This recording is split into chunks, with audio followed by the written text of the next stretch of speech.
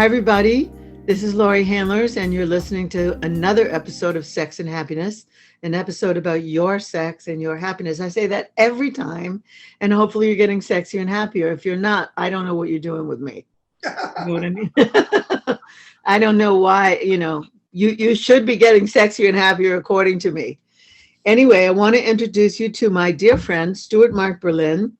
He is a retired pediatrician, author, and painter who, by the way, you can see one of his awesome paintings right behind him on that screen behind him.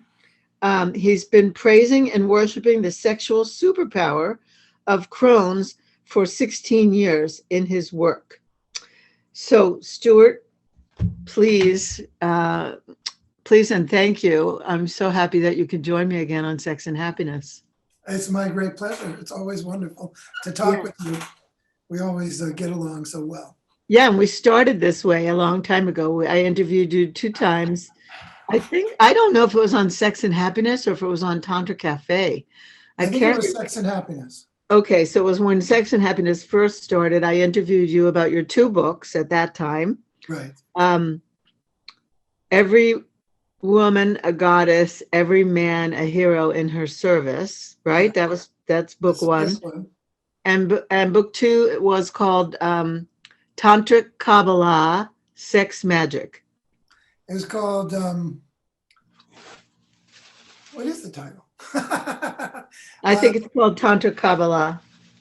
I think it's called Sexual Secrets of Tantric Kabbalah. Oh, okay. Well, anyway, both great books. And somewhere my book about the goddess, I lent it to somebody and they never gave it back. They thought it was so good, it was theirs for the keeping. But it was a great, great book. So that's way back when we first met. Yes. How many years ago was that now? I was trying to figure it out recently. We met at an ISTA conference, a very early ISTA conference. Yes, in Arizona. So I moved here in 2009. So it was either 2009 or 2010. Probably 2010. So that's 11 years. Yeah, long time. And we've talked about a lot of subjects. We've talked about the integrity of men, why men should be a hero in this service of women as goddesses. And I think we're going to touch on that today because I'm writing a book myself called Sex and Happiness Over 60, which is a sequel to my first book, Sex and Happiness, The Tantric Laws of Intimacy. And I as we talk, I'm going to share with you some of what my new laws are. Okay. Like what laws you need to live over 60 for men and women. And I think that you have a handle on this. I think so too. One is because you're over 60. Yay. Yes, I'm 64. I'll be 65 in October. Right. And you love women who are older than you. So you've had a lot of experience with crone women. And yeah, I've lived for the last 15 plus years with a woman who has just turned 78. So she went to 78 RPM. And I'm 64, which is, will you still need me? Will you still feed me when I'm 64? Right. It's great. I just used that in a presentation that I made in a conference called the Wonder Women Festival. And I used that as my opening song, Will You Still Need Me? Will You Still Feed Me? And I'm trying to think of what I had at the end. Anyway, what happened was it got cut off. So there was a new version. There's like a samba version of the Beatles, Will You Still Need Me When I'm 64? And it was really kind of mellow and groovy. Mm-hmm. So, all right, so let's get right into it. I have a little sniffle. Since the eye surgery, my nose just keeps running, and so I may need a lot of tissues during this. Yeah, this episode. Part of your healing is tearing. That's what the eye does to keep it lubricated, and it just goes into your nasolacrimal duct and comes out your nose. Yeah, well, sometimes when I'm peeing, I don't know if I'm peeing through my nose or what. Anyway, all right, so let's talk about this. I'll tell you what some of my laws are. My Okay. new laws. The first one, my new law, we'll go in this direction. And then if you have something, I know that you'll add and subtract and do what you do.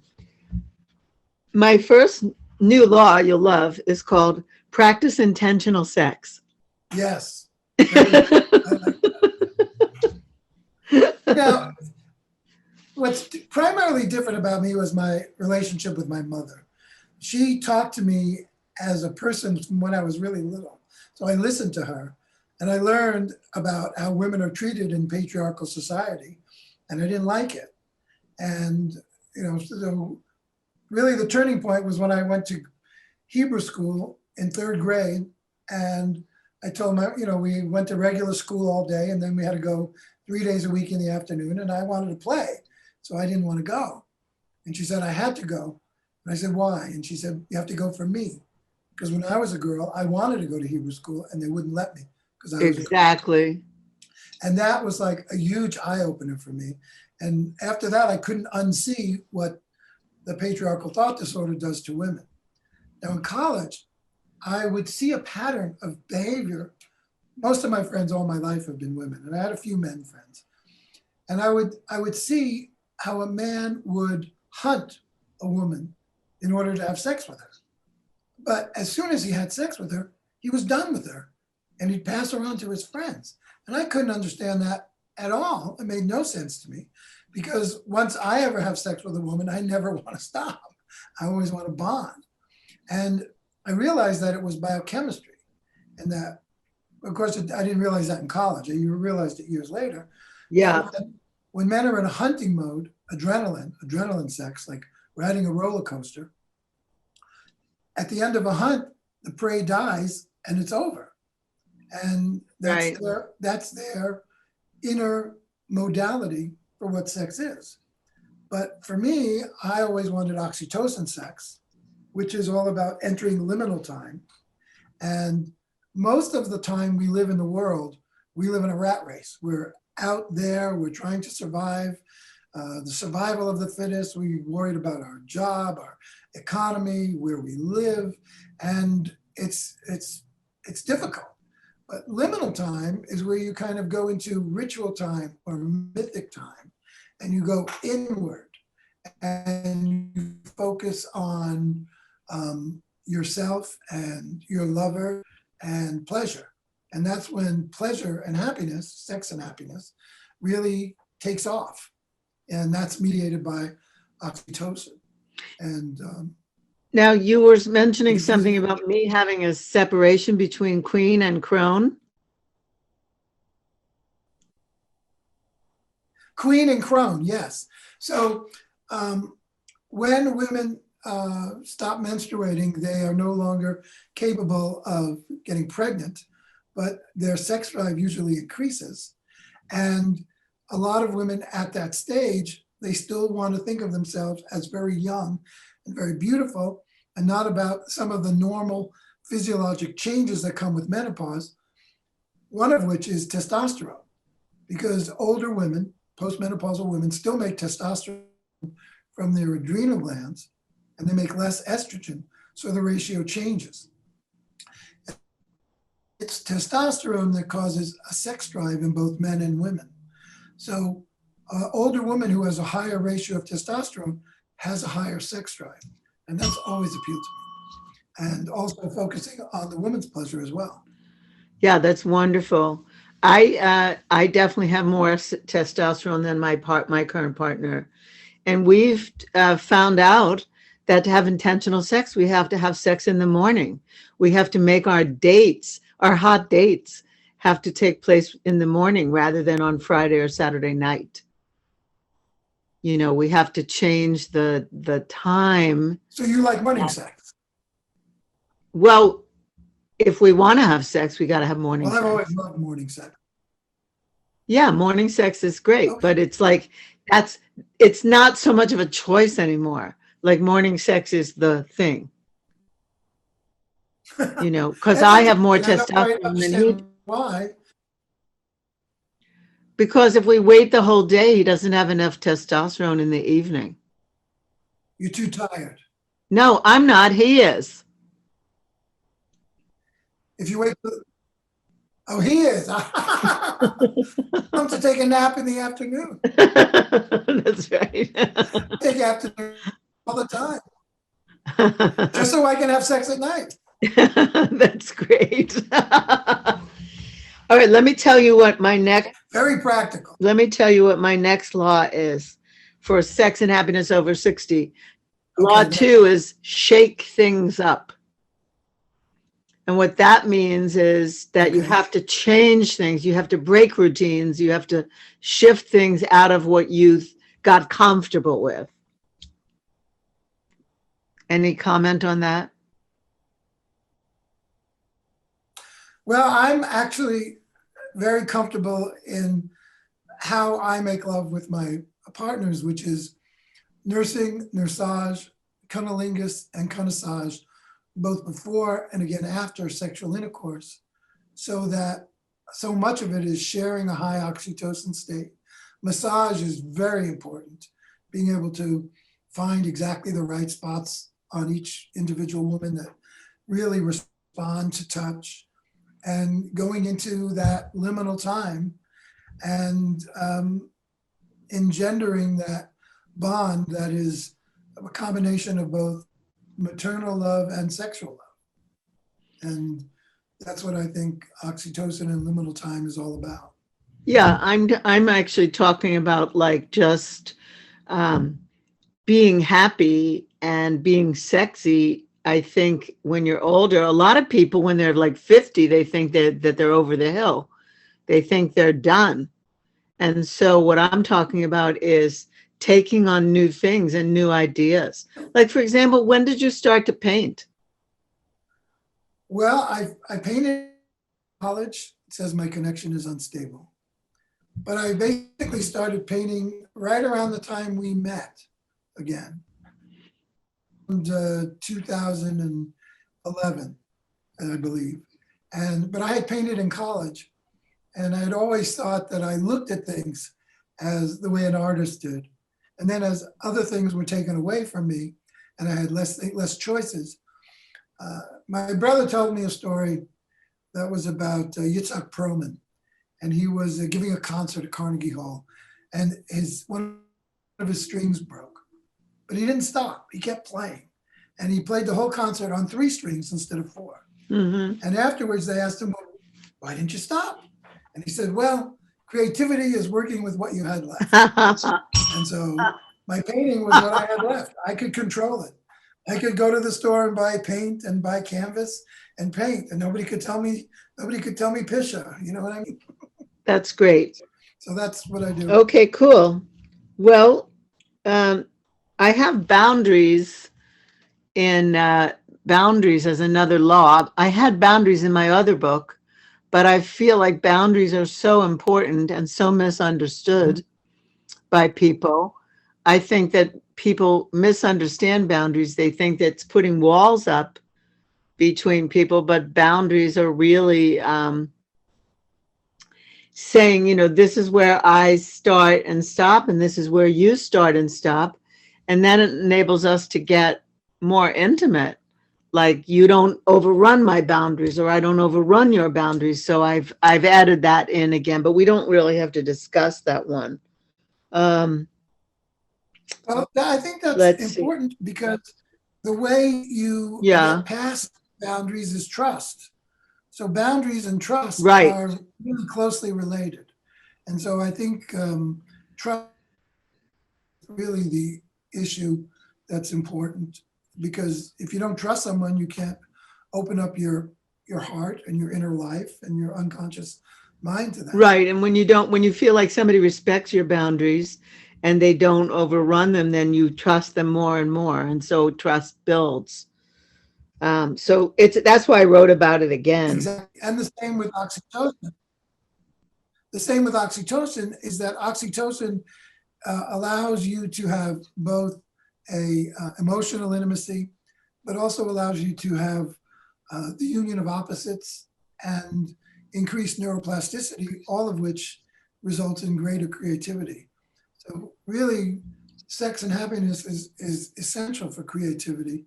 And I think one of the things that happens after 60 is you realize that you're not going to become president of the United States. You're not going to that great problem for humanity. And so you have to use your creativity for your own individual life and survival and pleasure.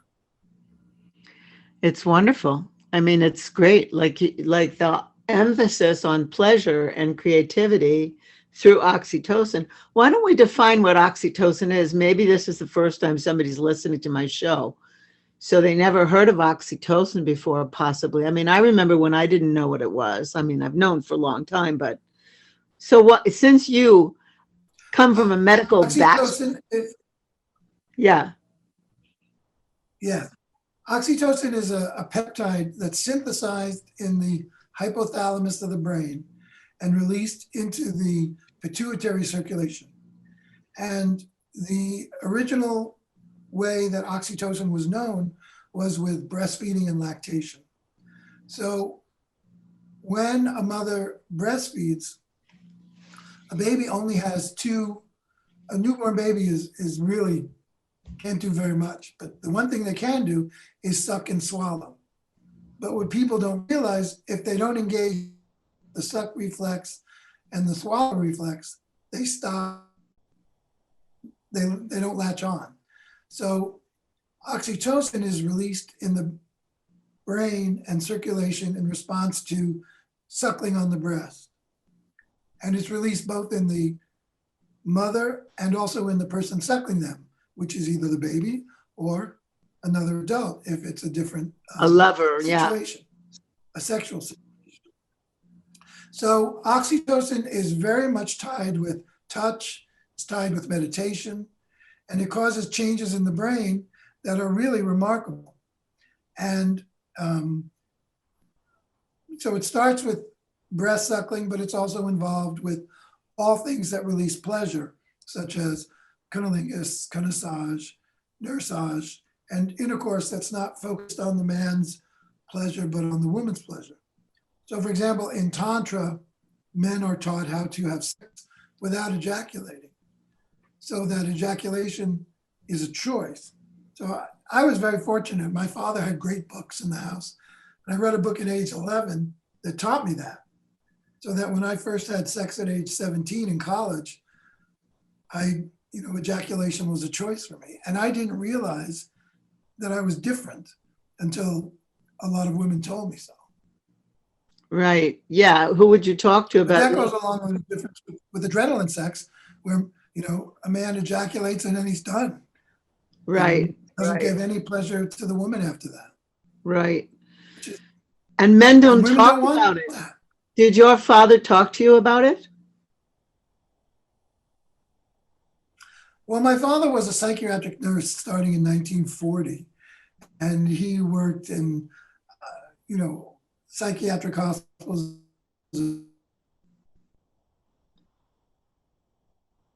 He told me a lot of things. So he talked to me about sex, and he talked to me about sex being in the context of love, but it was really his books in the house that I read that gave me the specifics of what to do. Yeah, good. Which was learning how to control ejaculation.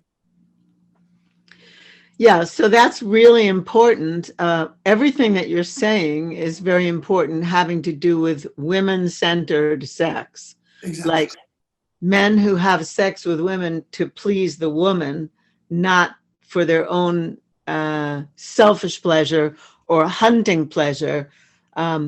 Exactly. We like to think about it as shamanic, like the man as the shaman. You like to think of the man as the hero. We like to think of the man like change your role from hunter to shaman. And that's then a great description, hunter to shaman. Yeah, that's Michael's definition. And then he says, and then release the goddess in every woman. Like when you're with her, there's a goddess in there. And your job, should you choose to accept, is to find that goddess and let her see it herself. Exactly. And the goddess is part of the archetypal structure of the unconscious mind. And so when you're in a high oxytocin state and you're sharing pleasure and focusing on ecstatic bliss, that's when you can address the goddess. And I'm usually been very adept at finding the name of many women's inner goddess, depending on where they come from, what their history is, what they like, their inclinations. And that's very satisfying to me. So That's in beautiful. many cases, I definitely relate to the inner goddess primarily, more so than the individual woman, and then bring them together. And when a woman and her inner goddess come together, that results in a burst of creativity as well as pleasure. Beautiful. So So go ahead. if you look at the ancient myths, there's one where at the end of Odysseus is finished with his 10 years in war, 10 years in exile, and he's going back to his island. And Poseidon says to him, the whole purpose is for you to know that without the gods, you are nothing. The gods live inside of us, gods and goddesses. And for them to be alive, they have to live within us. And for them to be alive, we have to allow them. So we have to engage them. And the best way to engage them, I believe, is sexually worshiping the inner goddess of any woman you're with. And of course, when you're with the same person for 16 years, you know them quite well. Beautiful. Men, do you hear that? If you're listening to this show or watching this show, this is some prescription, Men, wonderful. Stuart, so listen, my next law is let go of the past. yeah, that's really hard because a lot of people, their past is painful. Their losses and their bad relationships. And it's amazing talking to some people. You just meet them and all they do is talk about their ex because they're obviously still fighting that battle. And you can't really interact with someone if they're not present. So in order to be present, you have to let go of the past, unless you want to. Yeah. So that's really important. Let it go. Really important. It's really important. Yeah. Yeah. So, so one I practice to let go of the past is emotional release. Those are the techniques that I use to let go of those emotions that are stuck inside. But people do funny things, like they get nostalgic, they get sentimental about the past, and I feel like that really brings them down. They think it's bringing them up. They think that's making them happy, but I don't think that makes them happy at all. I think they need to start fresh.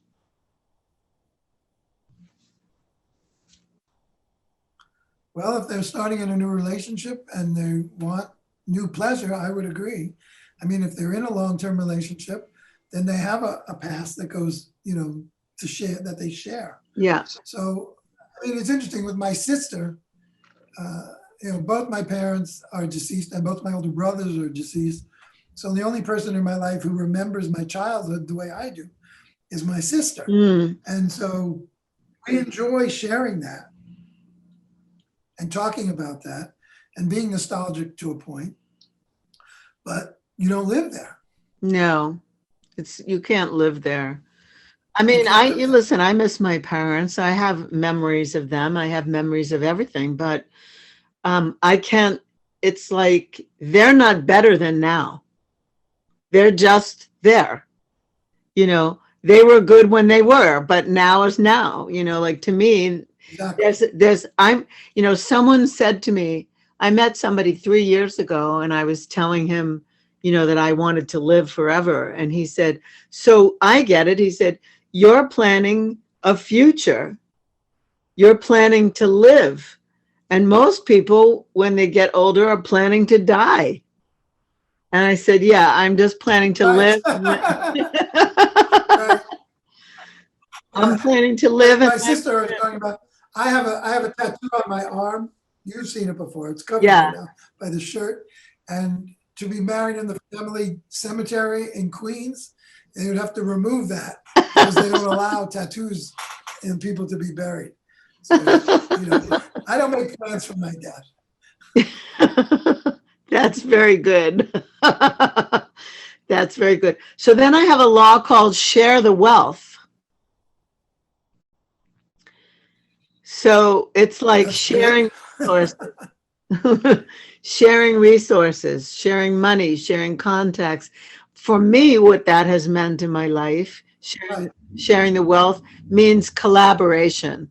Like I never learned collaboration. I learned competition. I was definitely very good in the male polarity in my life. I learned competition Right. and then I learned collaboration much later in life, and collaboration is so much more rewarding. It is, but you have to be willing to let go of, see, most people who are very competitive, their mind view is that they win and they're on top and they're the boss or they're the greater achiever. And you have to let go of that image of yourself as the successful conqueror to collaborate. Because if you have that mindset that I'm the better one, I'm the, whatever way you want to describe it, then you're not really collaborating. You're Right. you're you're in a dominant situation. And collaboration requires non-dominance, requires being equal. Yeah. And in any relationship, people bring different skills and resources to the relationship, and they have to find for them what works best. So, for example, when Cheryl was younger, she was a mother and a grandmother. She did years and years of cooking. She cooked, for all the families. And since we've been together, I do the cooking, and she likes that. And she doesn't have to do the cooking. And I enjoy cooking, and so it works out very well. Yeah, that's beautiful. And I have it in my career. Like I stopped being the only one who does things right, and I made everybody else right. Like I made them succeed, Exactly. you know, and it's been beautiful. But that isn't something that's not something that came naturally to me. It's not what you in Jewish homes where you want to be the best. You have to get to the best schools. You have to get the best grades. You have to get the best job. You have to have the biggest house. You have to have the most money. They don't teach collaboration in Jewish families. No, At least not in I the definitely grew up being the best whatever it was. Yeah. So exactly. I gave that up, and it's been very, very rewarding to see other people shine, to see other people blossom, and to also reap some benefit from that, tremendous benefit from that. Um, I have a team of Oh people, yeah. you know. It's very emotionally rewarding to see somebody that you love thrive and Yeah, just to been know that you're beautiful. contributing to them thriving. And that gets back to trust, because if they don't have trust in their life, they're not, Yeah. because they're not going to connect to their inner liminal self. And then I have a concept about thinking young, like Okay, what do you not mean by that? going with the aging, not giving up sex, not dressing your age necessarily, uh, maybe even driving a sports car or whatever, you know what I mean? Like not letting a number limit you. Well, in my case, I have, spent a lot of time in my own tree of life, my own inner gods and goddesses. And one of them is Eros, who's a teenager, and the other of them is a Tiferet, who's like 20. So I always think of myself as much younger than I am. I don't feel like I'm an old man, and I have great hair and great stamina. It And doesn't, yeah, you have great hair. And it's not gray, it's still red. yeah, there's a little tiny little bit of white in there. My beard is like half. Pretty soon Yeah. I'm going to look like Santa Claus, but in fact, I'm growing it out because I want to see how much white I'm going to have in it, because I've had a goatee for a while. I want to Mm, see what it's going to be like. Beautiful. Yeah, I don't think of myself as old at all, which is, really, some could say delusional. I mean, I do take care of my health very well. I know what my medical issues are, and I've worked hard to control them. And I'm going to get a vaccine as soon as I can for the COVID when it's available to me. I have to wait my turn. But generally speaking, I feel good every day. I sleep well, I eat well, I have Awesome. great sex, and I'm very happy. So I'm your poster boy. that's good. I'm going to give you the bell for that. So finally, I have one called Set Your Life's Purpose Higher Than Just You. And I think that's where we started, because I feel like your life's purpose is really in service of the goddess, in every woman. Exactly. You're 100% correct. Now, when did you first discover that? When did you first come up with that idea? Well, I can't really say. I mean, I see threads of it throughout my life, particularly because of my mother and what she taught me about how she was treated as a girl and how society treats women. And then, seeing how men were with women when I was in college. But then a career in medicine was very demanding and, to be honest, quite patriarchal in the idea that physicians are trained to be, the boss, and they tell other people what to do. And so it was after I stopped having a medical career to really come up with an understanding of what my life was going to be about and what was healthy sexuality. And that was really the bridge from adrenaline, sex, oxytocin. And then oxytocin is involved in meditation, in creating art, and in being in nature. And all of those things and plus, I've always read a lot. And I read a lot of authors. I read Merlin, When God Was a Woman. That was a very powerful book for me. And then I really started experiencing the goddess in my life through the women that were in my life, and in having them manifest through the women I was involved in. Yeah, beautiful, really beautiful. And for me, I've just always had a life purpose that was bigger than little me and what I wanted, or having, settling down and having a little family in the suburbs. Like, that wasn't going to be who I was. I always had this purpose, but I didn't really know that it was sex and happiness until, 2003 or something, 2001. I realized, like, wow, everything I do is about sex and happiness. So that must be my life's purpose.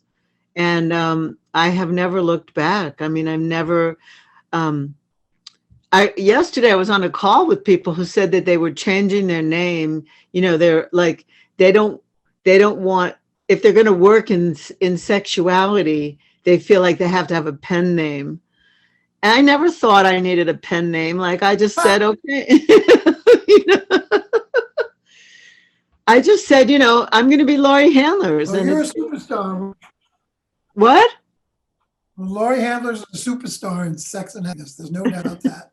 And sometimes people talk to me and they say, oh, yeah, I know Laurie very well. And they go, you do? Wow, what's she like? No, you've done a great career in sex and happiness. There's no doubt about that. In fact, you told me one of the most important things in my life that has helped me, that was years ago when we were interacting, was you told me that I had to make a decision between interacting with large groups of people or interacting with small groups of people. And if I wanted my primary interactions to be sexual, it had to be in small groups. And that's basically what I've done. I mean, I've written books, but I hate marketing or trying to tell people I know people. So I just focus on my own personal relationships and worship the goddess in that context. And that's made me very happy. So I thank you for that advice. Wow, I'm giving myself the bell. That's really great. So you know how people say that, like you're saying it to me. I don't remember saying that. It's like sometimes people say, oh, I read this thing that you said, or I saw you and you said this and you looked. Someone said to me recently that I looked at them in the eye and I said, stop it.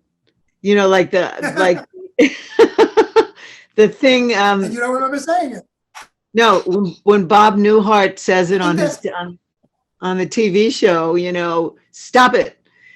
People have said to me that someone wrote on Facebook that I sat her down and I told her to like stop all the drama in her life and just like start serving others.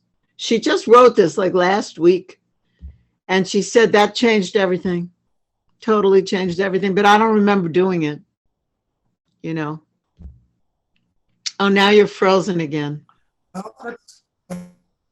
Okay. Yeah. All right. That's beautiful. That's very beautiful. Yeah. So I think we've had a good show. I don't want to press my luck with this internet craziness. Okay. I think that's a good place to end also. And yeah, I think it points out that we always affect people more than we realize. And if we interact with people in such a way for their benefit. So for example, if you're a man and you love sex and you're trying to decide how you're going to have sex in your life, if you have sex where it's worship of the goddess as she manifests in your life in the individual women who she sends you, and that's the other thing, you have to accept who she sends you, then you can have a great effect in the world and a lot of pleasure. I mean, I'm always amazed when I hear about these men, they're usually very patriarchal, and they're involuntarily celibate. It's because nobody wants them. Nobody wants them because they're selfish assholes. That's right. Nobody wants to have sex with them because they're creepy. It's true. And so I always say, if you want to please a woman, you focus. And penis and vagina sex is great, and it's really for men, but it's only a small portion of what a woman's sexuality is. And so that's why I always focus on nursing, nursage, cunnilingus, and connoissage before intercourse and again after intercourse. I'm always amazed when I give her cunnilingus after intercourse, and she's never experienced that. If there's one tip for men, learn to do that. Learn not to roll over when you're done. And instead, give her cunnilingus, and she will love you forever. Goddess inside of her will love you forever. That's right. Beautiful, Stuart. Thank you. So everybody, thank you for tuning in today. Stuart Mark Berlin, thank you for being my guest today, and thanks for being in my life. It's really awesome. It's awesome to talk to you about You're this. welcome. Yeah, it's really great. And please tune in next time when I will have another amazing guest, or I will go on some rant. I am these days talking a lot about sex and happiness over 60, so it may be me. Brianna might be interviewing me, or I might just Love go to hear into your it. rants. Thank you. That's great. So I'm signing off for Sex and Happiness. Thank you all. Thank you, Laurie. Thank you, Stuart. Namaste, everybody.